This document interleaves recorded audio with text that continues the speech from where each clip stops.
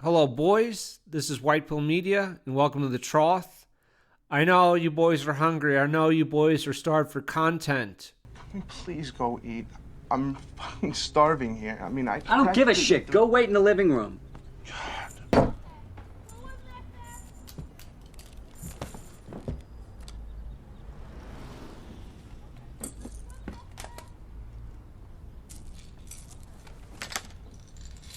As per my new tradition, I baked some cookies, some Irish shortbread. I kind of like it. I don't like the shape, but the taste is good. So I like that. I need to work on the shape, just kind of getting it right. They just look weird. But it does have real, authentic Irish butter, imported from Ireland, which was expensive, but it was worth it. You know, the recipe called for Irish butter, and I got Irish butter. So there you go. In this week, I'm going to cover technically 4 books, but really 3. The 4th one I'm going to speak briefly on, but I am revisiting everyone that we know. I featured all of these people before. We have Jordan Allen with Moonlit Soul. This is his 3rd book in the Hollow Realms series. We have Arbogast with Emperor of the Mountain. This is a anthology. It's a collection of like short stories. They're weird. It's a lot of like horror stuff, and there's some that aren't, but they're good.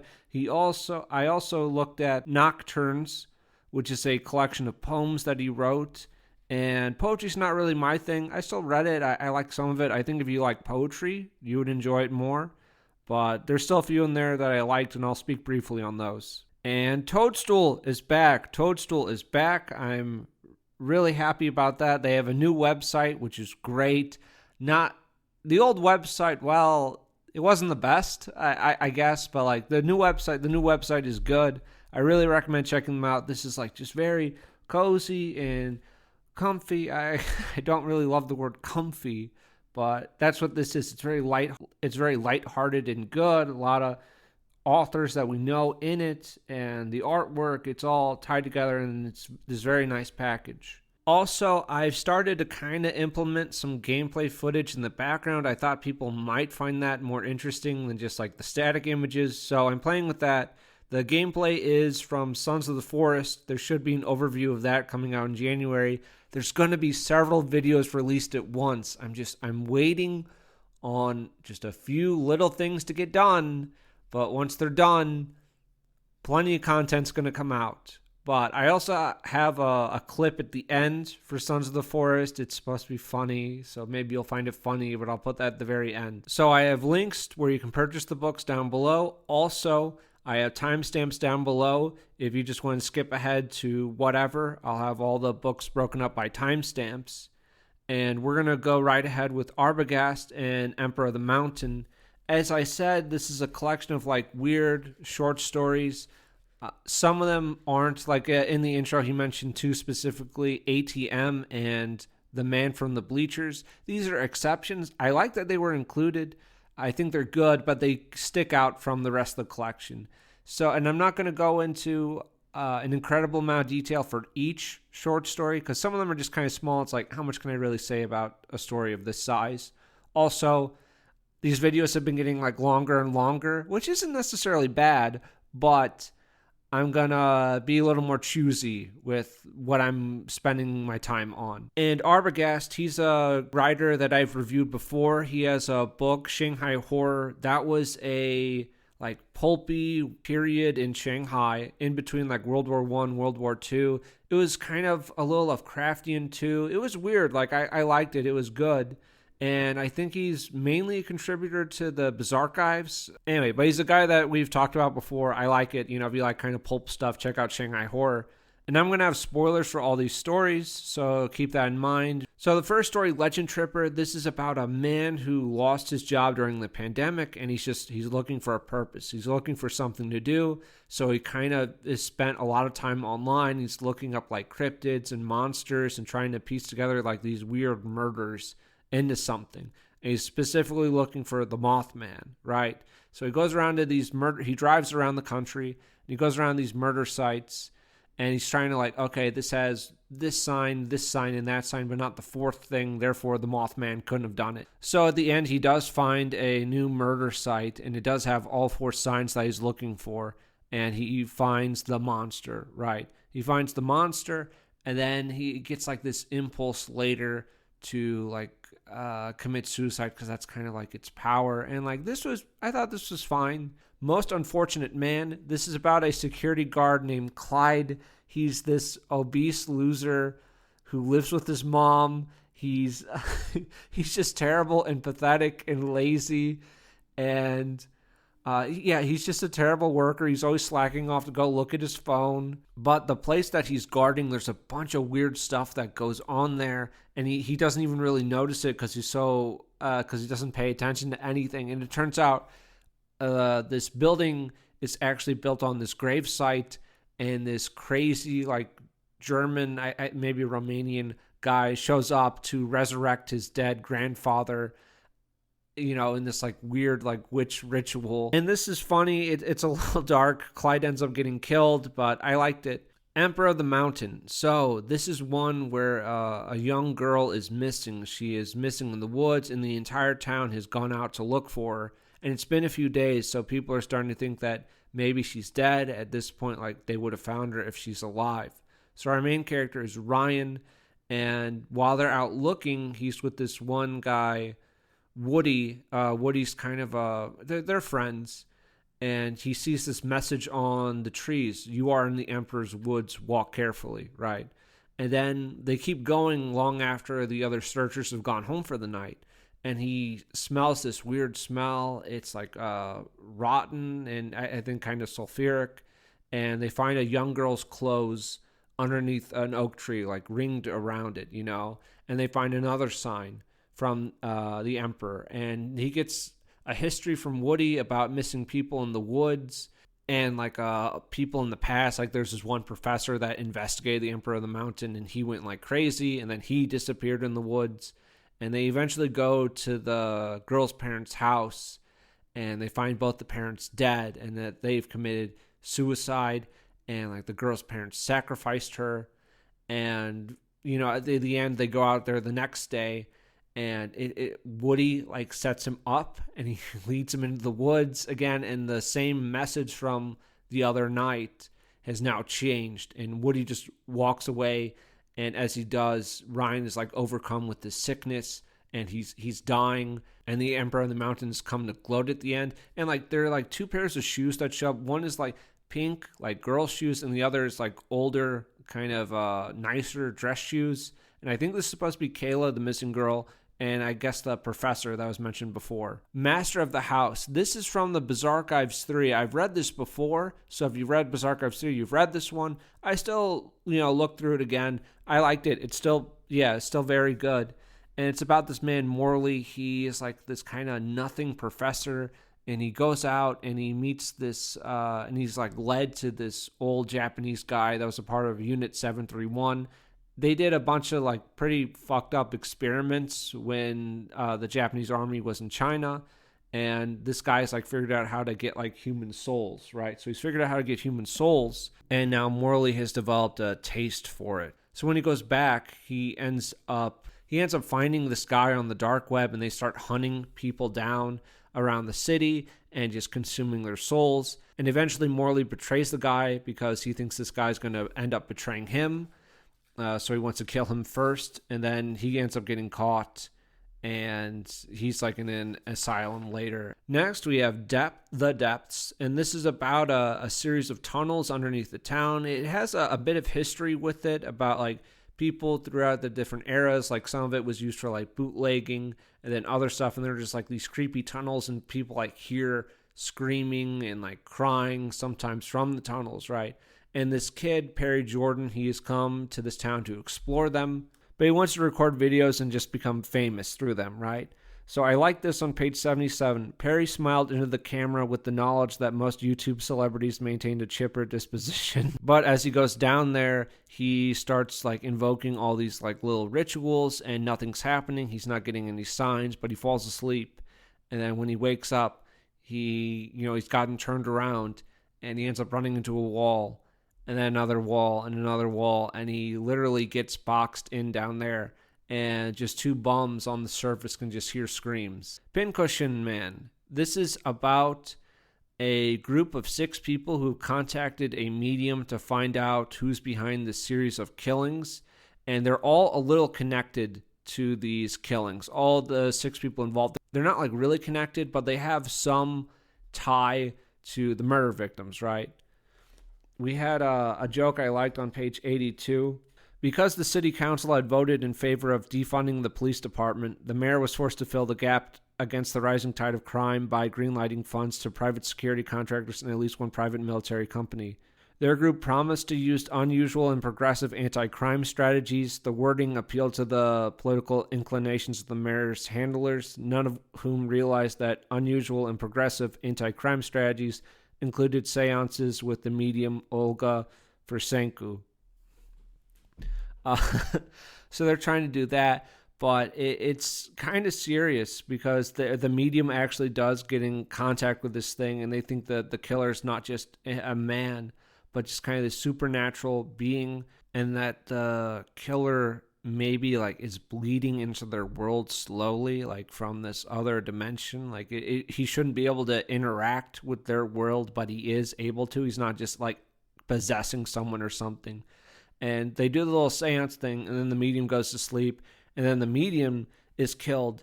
And then one of the 6, they run over to them, and then there's like this dark cloud that escapes from the medium. And now Stevens, who's a true crime writer, is transported away, and no one knows what the hell is going on. Teenage Frankenstein in 2021. So this is a little short one, but I liked it. It's funny. There's some good humor in here. There's some really good humor in here.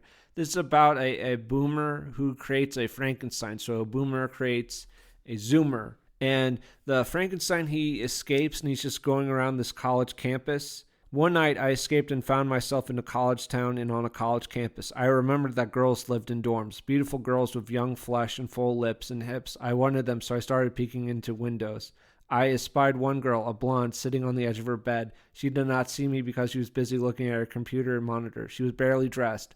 Only a bra and panties kept her from her nudity. And if you subscribe for $5 more, you can see all of me, she said. I grunted as I lifted the unlatched window. She saw me creeping in and screamed. And if you choose the $30 subscription, you get... Silence, wench.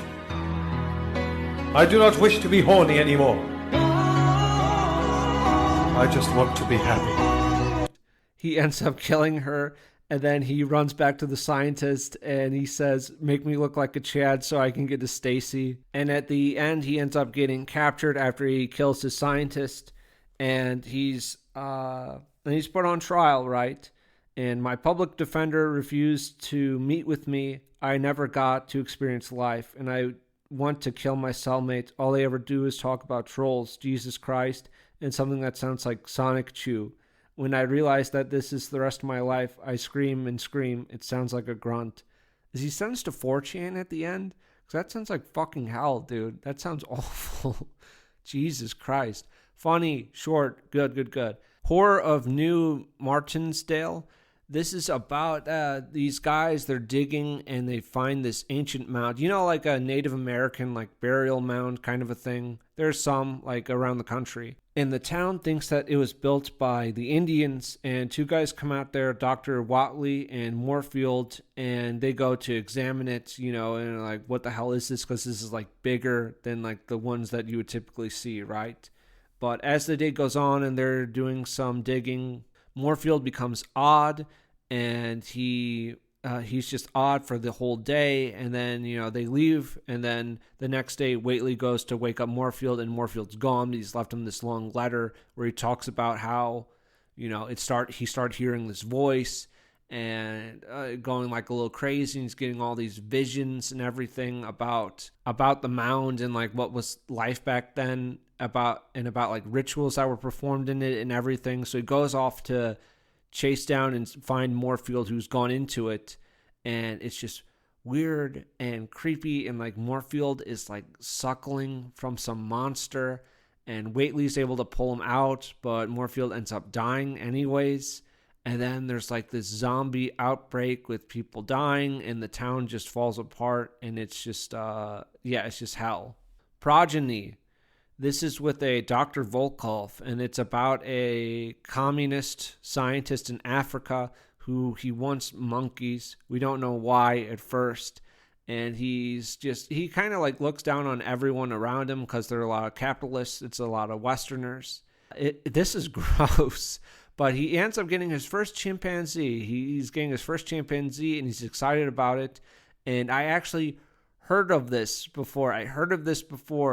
And he is collecting the semen from these monkeys, and he is trying to impregnate a woman with it to like make a race of like half man, half chimpanzees, like half monkeys. And this is real. This is based on stuff that like really went down. The guy's name was Ilya Ivanovich, and he wanted to make something called Human Z's. It's fucking gross. This was fucking nasty. Like, it's a good story. Like, it's a little one, but like, holy shit. Ah, man. Man from the Bleachers. So, this is about a guy. I was never like, this is about a guy who never misses a high school football game. He is not given a name in the entire story, and the whole town thinks he's like a little creepy. He's a little weird. Maybe he's a little autistic, but he's like really, really into high school football. Like, that's all he lives for, right? Like, he shows up, he's there at every game. He follows all the sports. He like cries when players leave the team or, you know, they graduate. All of it. He tries to get autographs from the players, and he's just really into it. Like, really, really into it. There's nothing like inherently malicious with this behavior, but it's just weird. It's off-putting. But then there's a series of misfortunes around the school and the town. Like, there's a girl that goes missing. There's like a gas leak at the school. They have a big losing streak for their football team. And then one of the worst things is that they have a school shooter. It was a failed school shooting where no one was killed. But the shooter ends up blaming the man. He ends up blaming the man who is not named and said that this man raped him, right? And that's why he did it. There's no evidence of this. There's no evidence of any of that. And the police said that they think that the failed school shooter is lying, basically said that he's lying, but that it just starts turning into this man, this weird man who's by himself is now like the source of all evil. He's the source of all evil, and if we get rid of him, everything will be fine. So this time when he's standing by the locker room for autographs at the end, the players decide to bring him in, you know, and they're celebrating with him, they're partying with him, and then it's this killing. Like, it's this group killing where they just beat him to death. That season came and went. The Cougars kept winning, classes enrolled and graduated. The man from the bleachers stayed away. It was just as well, because he, the unnamed wraith, transmogrified through the years into the source of all Millerville's ills. He was the pedophile rapist who ruined Drew Marquez. He was the man who had murdered and cannibalized Meredith Blakely. Body never recovered. He had killed Jimmy Bonacci and dated a 15-year-old cheerleader. He had cursed the whole town until, like a season, he disappeared. Good. And yeah, it doesn't exactly fit in with the rest, like ATM, but like I said, I'm really happy it's here. Very, very good. The Life and Death of Smallwood. This is about a graduate student investigating the death of a professor who drowned, believed in like a water god. And this was all right. Yeah, that was fine. Their Hungry End. This is World War I, Germany. There's this investigator who's talking to this like private or whatever, and they're hunting down these Romanian nationalists. And it reminded me of this movie, Portrait of the Fighter as a Young Man. It's about some Romanian nationalists after World War II, and the communists have taken over. And these guys have formed like guerrilla bands, and they're in the mountains, and they're like nationalists. They're right-leaning people, and they're just fighting the communists that way. I did have a review on it on my channel a while ago, but I purged some of the more politically slanted stuff. I don't know how I feel about it now, but that's what I did. Anyways, that was decent, and it's about Romanian nationalists after World War II, based on real guys. Anyway, these Germans, for attacking this Romanian village, they get hunted down by wolves that they can't kill, and there's this man in black. I don't know if this is a vampire thing, like a Dracula thing. I think it might be, because I think Dracula in like older stories, he had like wolves with him. ATM, this is the last one in the collection. This is about a porn star who has come home to her small town for protection. Her name is Jaya, and she is manipulating her old boyfriend, Madison. I think she is Chinese. I looked up the name Jaya, and anyways, I think Madison is white, so... Soon the great journey shall begin. But when it does, the weight of your heresy will stay your feet, and you shall be left behind.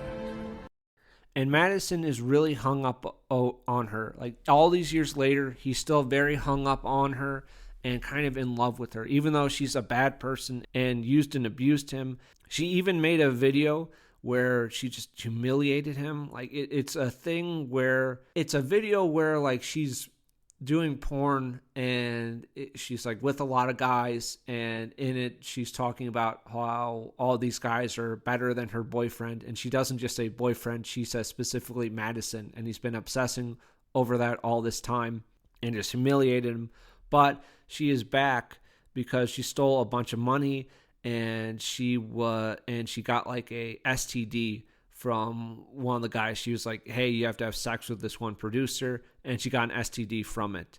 And she is like wicked, like really like a fucked up person, because she and Madison have had sex a few times, unprotected sex, and she's just like laughing about it. I don't know what he has exactly, and he had like oozing sores on his penis and everything, so I assume it has to be like really fucking bad. And Madison ends up killing Gia in this fit of rage. He ends up killing her and burying her with the money. He doesn't take any of the money.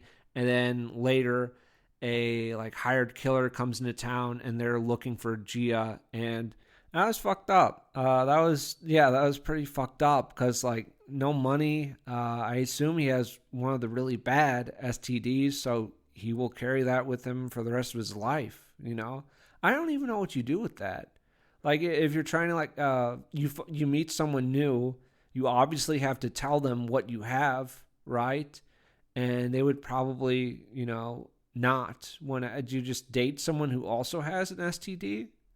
I don't know. I don't know how that works. But that was Emperor of the Mountain. Really liked it. Nice collection. Nocturnes. So, poetries aren't really my thing, but I wanted to try this. And there were a few that I enjoyed, so I'm just going to list them off. A Note to Pornographers, and then Drunkards by Daylight. A lot of these are about drinking. Which is fine. A Comfortable Casket, Everyday Horror Show, and Drunk Again. Poems are never going to be my thing. They just aren't, but I thought I'd check it out because I've also read Shanghai Horror, and I wanted to give it a shot. Now, on to Moonlit Soul. So, this is the third book of the Hollow Realms series. Like I've said, I reviewed the other two books before. I would say, of the three, my favorite is probably Ashes of the Necropolis, but I like this. We're going to talk about it. This one is a little different from the others because those would focus on just one POV, right? We have our one main character, but this we have a dual POV that shifts between each chapter, and our two POVs are Tarn, who is an assassin who serves the Moonlight Queen, and he's trying to gather souls for her to bring her back into this world, and there's Chaville, who is a paladin or an outer sentinel, and he like fights demons, and he's just trying to restore order to the realm. And I like this for their chapters where you have like a little icon where it's like we have the little mask because we're in Tarn's POV, and then we have the little like knight helmet when we're in Chavelle's POV. Chronologically, I think this is the book that's first chronologically, and I think the second book is number 2. And the first book is the third book chronologically. We'll get into that at the end. So Tarn is being held in this demonic prison, and he gets freed from this man. He doesn't know who it is, but it is Chavelle. And Chavelle is just here to kill demons and just like purge this place of their evil. There's this town, Autern, who in the prologue that was destroyed by demons, and now Chavelle is on his way there to go rescue the place. So Chavelle, he's going around, he's fighting these demons. he talks about these demons that he's fighting right here, like in this prison, are from the plane of Za. And apparently there are like different like groups of demons. I think I mentioned specifically in this book there's Za and Ki, and they look differently. And I remember in the first book that our character, it was the prince, he was also in prison, and there were like demons locked up in that prison as well. So I don't know if like the different factions of demons fight each other or what. It's interesting.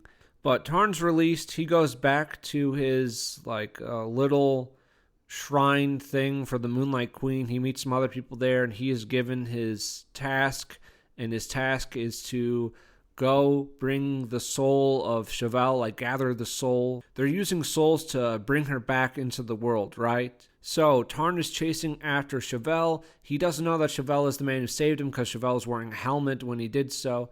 And Chevelle is going to this town of Autern to defeat the demons there, like to just purge them, right?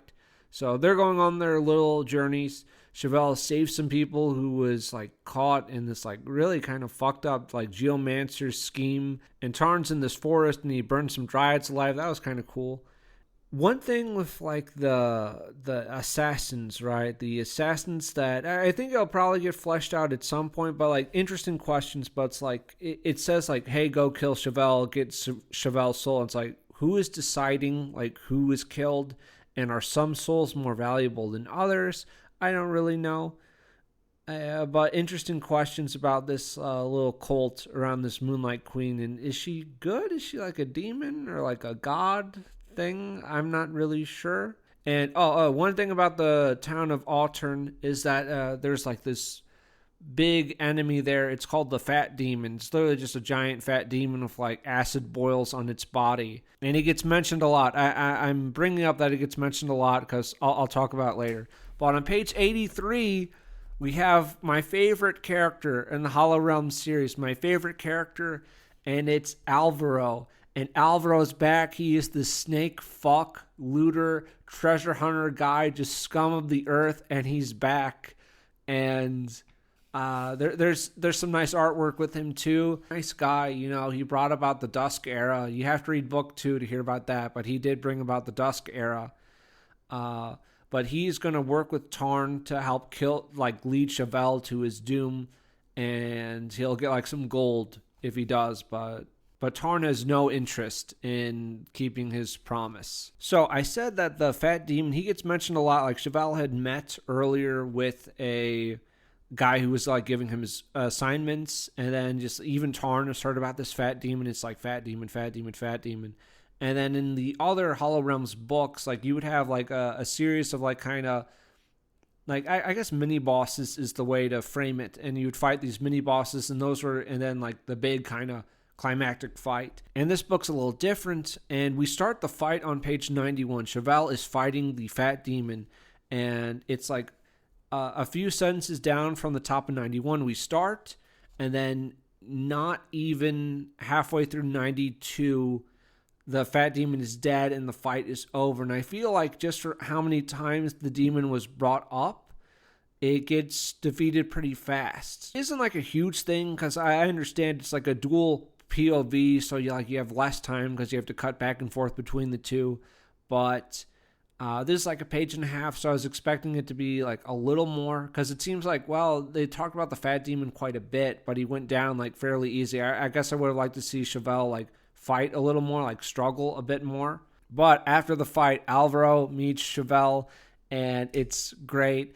Chevelle comments or thinks to himself how ugly that Alvaro is.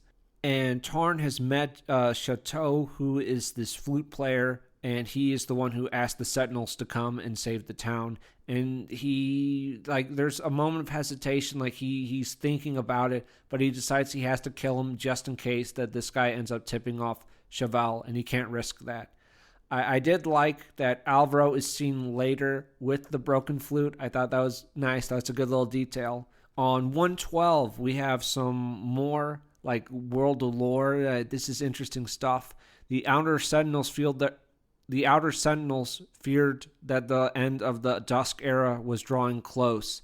The surviving texts from the end of the Dawn era 4.5 millennia ago told of a outer world god soul becoming a demonic soul. And I'm like, this is interesting stuff. Like, I want to see where this goes. Like, what the hell does all this mean?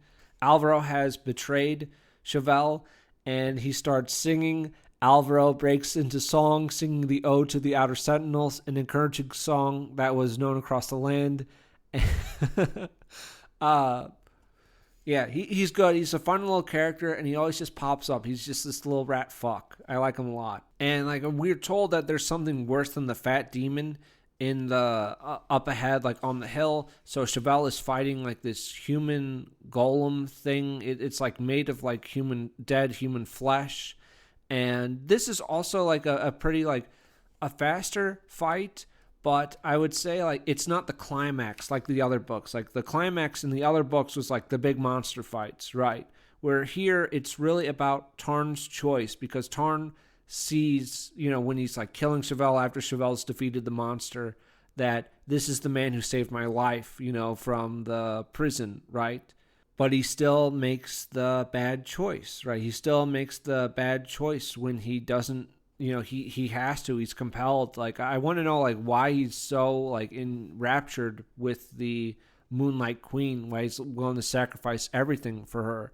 But he has to restore her, and even though it costs, like, the lives of the innocent, he's willing to pay that price. Still lets Chevelle pray, and he buries him. He spends hours digging this burial hole for him, and he promises to go south, like, where Chevelle, like, when he killed that geomancer guy, there were still some like golems and stuff in there, so he's gonna pass the word on to the Outer Sentinel so that they can take care of the problem. And Alvaro was betrayed. He didn't get his money, so that was fucked up. Like, Alvaro, like, I don't know, is he vindicated? Like, I think he's really kind of a villain who's done like literally nothing wrong like his entire life. That's what I think of Alvaro, honestly. And then we cut to like page 128, 130. We're in Tarn's POV, and he's thinking back to, he's thinking about some people he's killed over the years. The merchant minding his shop that he snuffed out from behind, black market trader. The priest in the middle of his sermon accepting bribes to spread falsehoods. The Outer Sentinel a few years ago, there was no way that he was not a corrupt man. He must have been. Like, there's this thing that's like eating at him, his conscience is still eating at him, where he has to think that Chevelle couldn't have been good. There must have been something evil about him to justify what he did to him. I liked it. I'm interested in seeing where this is going, because Tarn's next target, his next target is the woman outside of Altberg. I forget her name, but she's with the prince, and like the prince is going to take her back home. He's running off to go hunt them down. Yeah, so it looks like we're gonna, tie books. I don't know if the fourth book will be about Tarn and like Altberg and all that or not, but yeah, that'll be interesting. So I would say the fight scenes maybe were a little brief for how much it kind of got mentioned. Like, it was like a page and a half or a bit under that. For the fat demon, I guess I would have liked that to be a bit longer, but a lot of interesting like world stuff that gets brought up. And, we have a tie-in to the first book. So, yeah, definitely want to read more by Jordan Allen. Last but not least, this is great. This is Toadstool issue 4. I love the first 3 issues. I'm glad this is back. Hopefully, they keep making more. As I said before, the new website, it's great. And I really love the art. And I'm just going to showcase some of the art. So, one of my favorites, this is my favorite serial. We have the Siege of Squirrelless Oak, where last time Rua the Red had found some more red squirrels, so like he wasn't totally alone in the world, right? So he's found some red squirrels, and they're defending their home, and there's this gray army that shows up, and it's like Helm's Deep.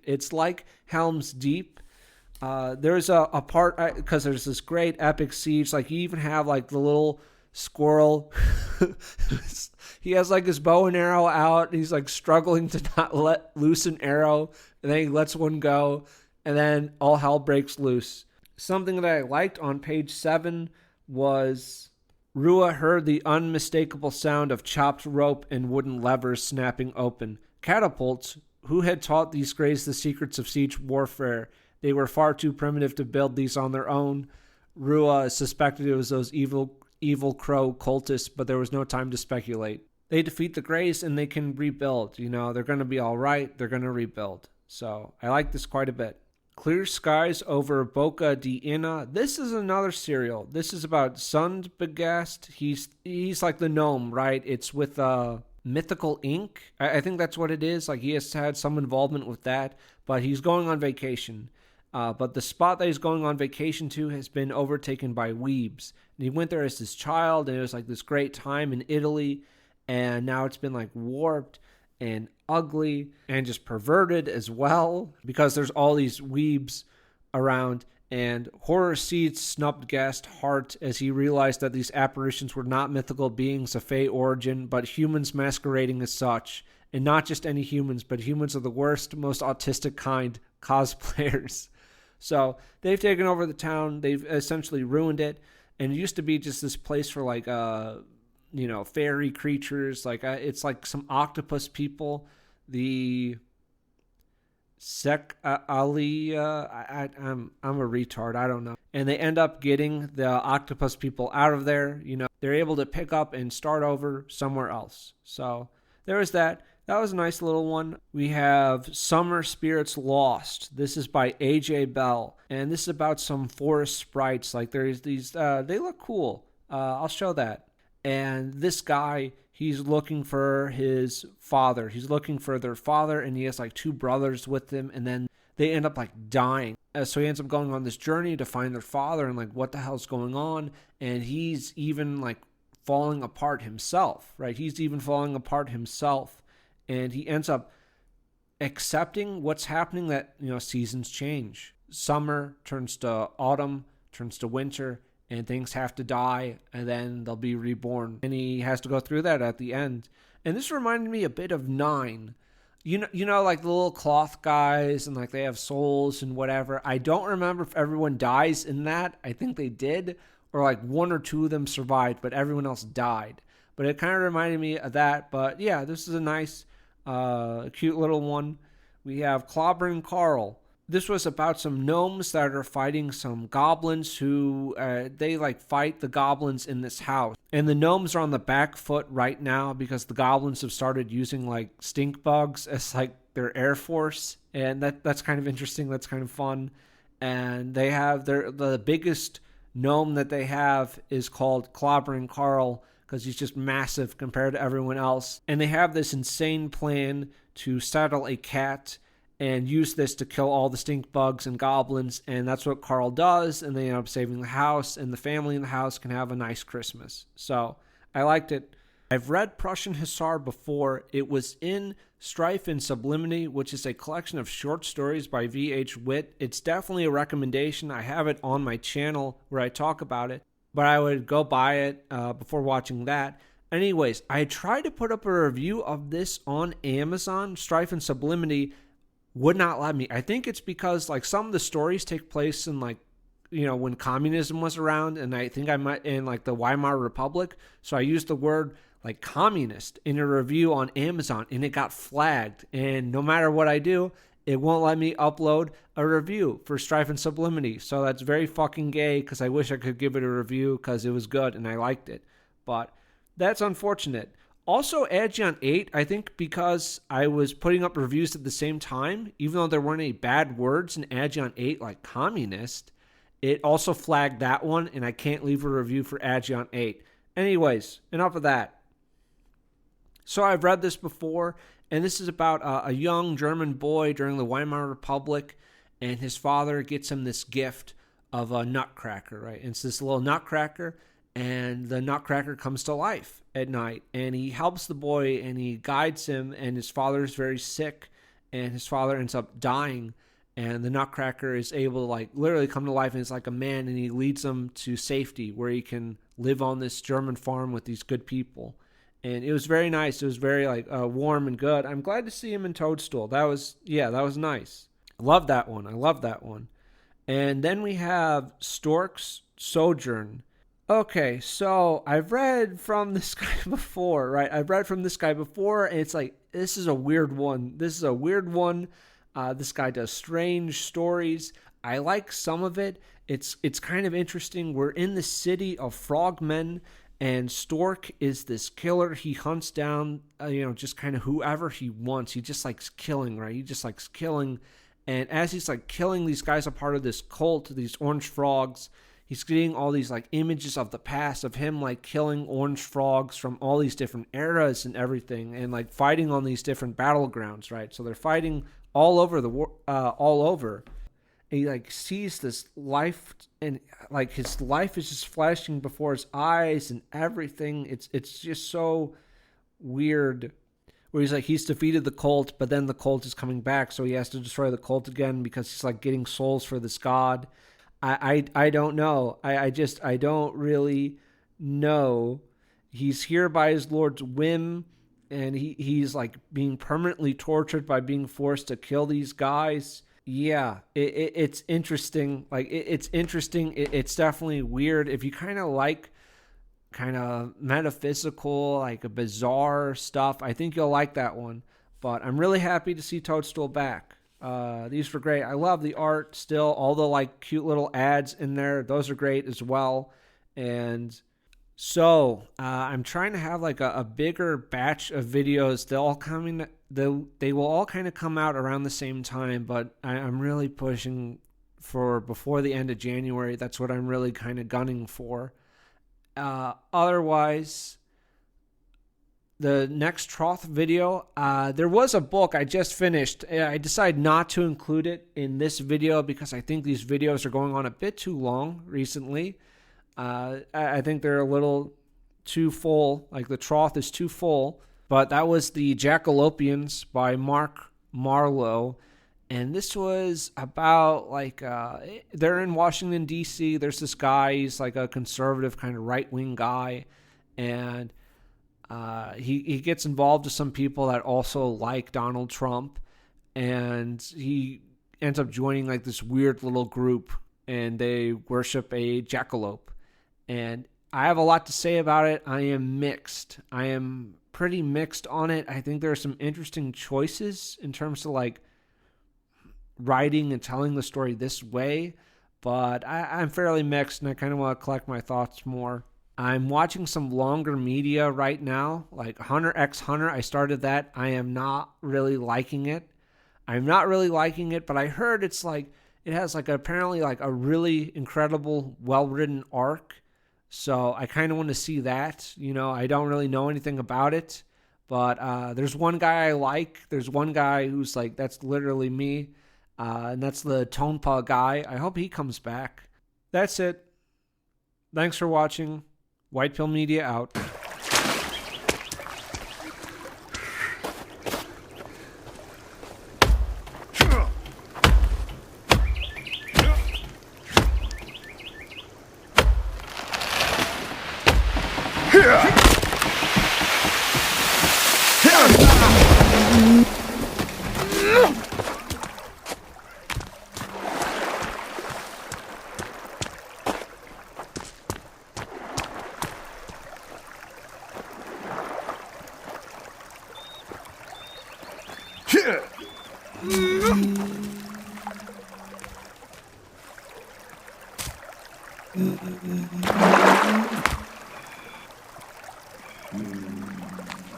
Okay, I'm gonna book it for the golf cart, and we're gonna see what's gonna happen. Fucking go!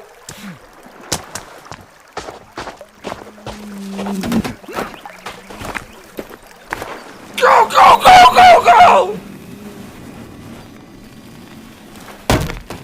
No!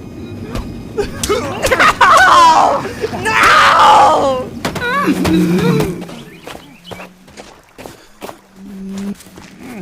It's free! It's free! It's free! Please! Turn in! Turn in!